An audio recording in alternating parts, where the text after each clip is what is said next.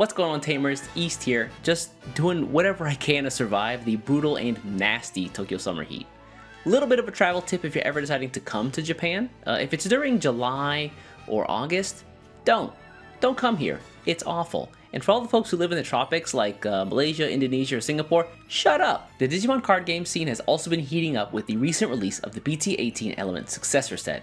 This booster pack features upgrades to the hybrid cards originally released all the way back in BT7, as well as a few other more recent archetypes like the Black Galacticmon deck. It also features some new ways to play with the introduction of the new Lucemon Satan mode, as well as some new Lucemon cards to create its own deck now. As you can see, there's a lot to be excited about, so with that, let's take a look at some event results, a couple of key takeaways, and a closer look at some of the decks that topped in the first week. The first week of any Digimon card game set release is kind of like the Wild West. Folks are still trying to figure out what works versus what doesn't work, and as a result, you've got a ton of different ideas, tons of different decks, and the results are usually really wide. However, the results for week 1 of BT18 are much more compact than we've ever seen before, with decks like Lucemon, Ancient Garurumon, and Magnamon Armor taking top spots. Now this is probably because this week, the first week of the set's release, was also the week of the new Evolution Cups featuring the new Zavagamon prize cards, as well as the Grand Asia opening qualifiers, which are steps to make it to the World Championships later next year. And because of that, I think there's a skew on the highly competitive decks from the past because people just don't have the time to overcome the week 1 learning curve of new decks. Additionally, because of the really competitive environment that we're in right now, a lot of folks are actually keeping their lists really close to their chest, and so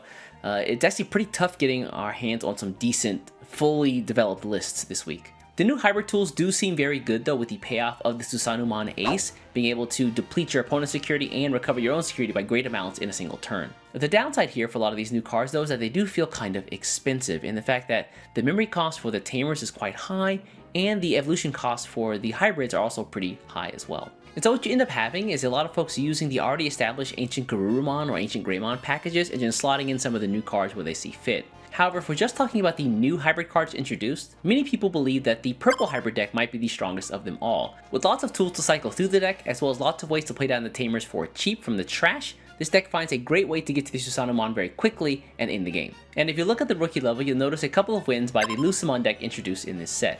Lots of folks feel that the effects in this deck are really strong, however, to get to your Lucemon fall down mode or your Satan mode, there's lots of different ideas being floated around right now. For example, some folks are trying to use the Magna Angemon card to play down like the really old Mastamon card, who lets you play level 3 Lucemon, and then at the end of the turn you can use Lucemon to trash level 6, etc, etc.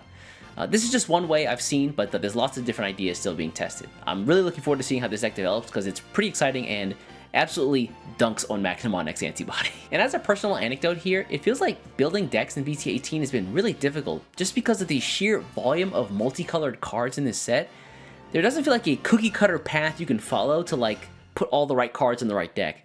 There's so lots of different options available and you kind of have to pick the route, see what works. If it doesn't work, try another route, etc, etc. So I feel like in this set, good deck builders specifically are going to have a great time because they can quickly narrow down their options to what works and what doesn't work. The first list we're going to take a close look at this week is going to be a Mother Control deck, but this one is focused or has a nice skew towards the black hybrid cards introduced in BT18. Now, it takes advantage of the strong defensive power of the black hybrid cards alongside the X Antibody cards with the Digivolution to establish board control. The tried and true Mother plus Shoto Kazama Tamer combo gives you a reliable wall to buy you some time to find and play your Satsuki and Juyu Lin Tamers. From there, you can Digivolve into the black hybrid cards and then at the end of the turn, unmind link them to reuse those Tamers for more hybrids the following turns. From there, you can go into the Metal Greymon cards for Digivolution as well as destruction and some useful protection in the case of the Metal Greymon X Antibody. The upper end level 6s feature the Gaiamon cards, which are great for big attacks, lots of destruction, and some Digivolve alongside Reboot. You also get the control supporting inheritables from the level 5s and being able to attack active Digimon, as well as being able to trash your opponent's security whenever you do reboot from the Gaiamon. You can also trap your opponent's Digimon with the new Shadow Seraphi Ace card after forcing them to attack with the black hybrid cards effects. While the black hybrid cards weren't the focus for the BT18 booster set, I will say that decks like this show off how they can be used for very powerful and effective control.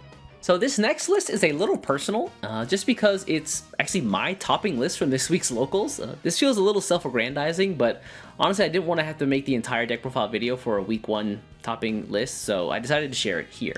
So my thinking process for this deck was actually just to try out a couple of the new tools while still focusing on an Ancient Greymon core or package. Diving into the cards themselves, at the level 3s, the new BT18 Pokemon is a fantastic addition to the deck, allowing you to safely evolve and raising if you need to for the extra card draw, or you can play him down if you need some search.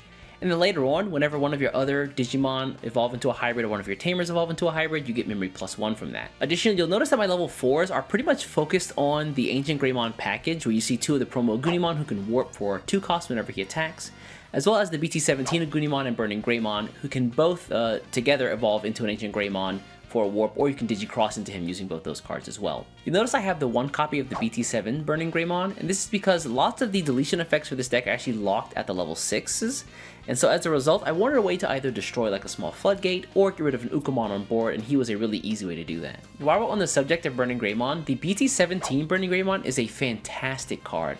His ability to attack and then evolve at cost -1 while having raid makes him really flexible. You can either go into the BT17 Agunimon, who can then go into Ancient Greymon, or in a lot of cases in my games at night, you can also go into the Aldemon from BT7 and essentially make an 18,000 DP Digimon that can raid over your opponent's stuff. And if you take a look at the Tamers for the deck, you'll notice I only use 1 copy of the new Takia plus Koji Tamer. That's because while he is good at setting memory to 3, it's really hard to justify a 5-cost Tamer in the deck, where I've got the 4-cost Takia Tamer who can set memory at 3 as well, and additionally, visually give me memory back whenever I swing on security. And so honestly, the BT18 cards in this deck are peppered in just to steal games. Takia and Koji let you stack Digimon with different names in their sources at the start of your main phase, and this is one of the reasons that I run the Zephyrmon in the deck, because it not only is a different name, but it also gives piercing, an effect that no other card in the deck gives, and because the Emperor Greymon for BT18 kind of needs a way to check security on that first swing, Zephyrmon does the trick. When you're trying to steal a game with a new Emperor Greymon, the idea here is to take your turn as normal, and then end your turn by going into the Emperor Greymon. His Evo effect lets you attack, and then if you destroy something, you can unsuspend and gain security attack +1. And then the Takia and Koji Tamer also let you attack as well, so you can close the turn out by attacking twice. You essentially get double blitz. And while that never really came up in the game, I will say that the Emperor Greymon allowing you to suspend Digimon as well as source strip Digimon for every color in his sources was actually really useful, especially fighting against Galacticmon. Red Hybrid has always been a deck that's been really offensively focused with few defensive tools in its arsenal. And while I would love to say that Susanumon Ace here made a difference, that wasn't really the case. I usually just use him as a threat more than the actual card itself. And honestly, I might consider swapping this out for something like a Gallantmon Crimson mode later on. Still though, I will say I'm really happy with how the deck performed, and I'm hoping I can get a little bit more experience under my belt before making any changes to this list. Because honestly, I feel like it's pretty good, but I only got to play a couple of decks in my locals. I would have liked to play a much wider array of some of the stronger decks like Numamon or 7 Great Demon Lords or Mother Control. But you can be sure that if I win again, I'm damn sure going to post it up. Each week I allow my champion level and higher YouTube members to vote on decks they'd like to see featured in these meta report videos, and this week they voted almost unanimously to take a look at Purple Hybrid. And if you'd like to vote on decks that you want to see featured in these meta report videos alongside some other perks and bonuses, consider becoming a champion level YouTube member as well.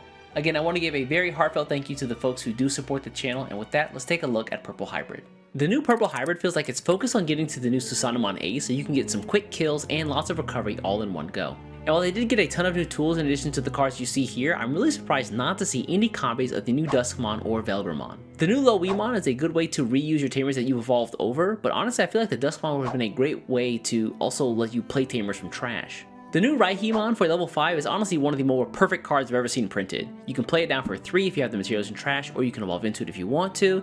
He has jamming so it can safely make checks, and then whenever he would die you can just play a Tamer from trash. And because he's a level 5, you can use your level 6s to flexibly either evolve into Venusmon to stall the game out so you can set up your Tamers and assemble your pieces, or you can use the Metal Garurumon Ace card here to sink cards into the trash and steal turns.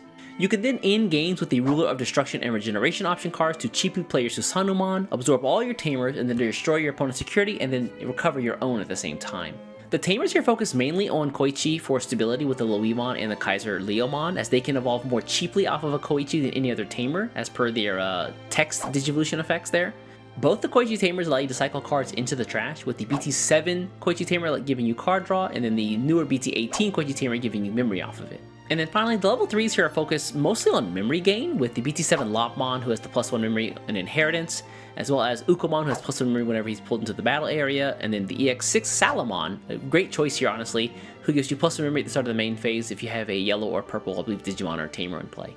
And while personally I haven't had a chance to play this deck myself, I feel like it would benefit from a couple more copies of the Duskmon or Velgramon, as well as maybe like 1 or 2 analog use, maybe if we swap out some of the tamers a little bit. But again, we're still really early into the set's release, and I'm sure this deck will evolve as time goes on. And with that, we're going to bring week 1 of the BT18 Element Successors events to a close over here in Asia. Honestly, I'm super excited to see how the hybrid decks develop in the next coming weeks, as well as what may come of the Lucemon deck that we talked about before. But what about you? What kind of decks are you guys excited for in the BT18 set? And also, what decks are you cooking up? Let me know in the comments below. And with that, I'm going to go beg our editor, Lord Seiji, not to quit because of the mountain of bad takes I had trying to make this video. I'm going to get out of here. Before you get out of here, do me a favor, hit the subscribe button, and I'll catch you in the next one. Take care.